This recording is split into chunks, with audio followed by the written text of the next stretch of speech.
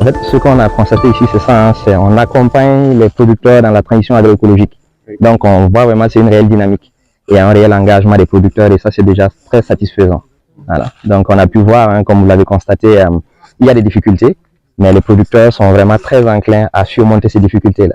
Et nous, dans le cadre de différentes activités de recherche, on travaille vraiment à accompagner ces producteurs vers des dynamiques de transition agroécologique, on va dire.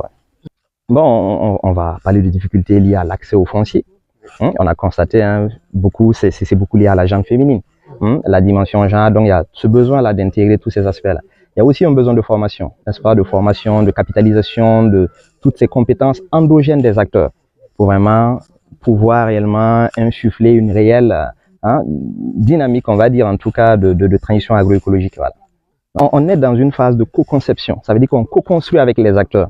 Donc, on travaille avec eux pour identifier les difficultés qu'ils rencontrent avec eux et ensemble voir comment on peut vraiment s'entraider. Voilà. Donc, dans l'entraide, nous, on pourra apporter un appui en termes de compétences scientifiques.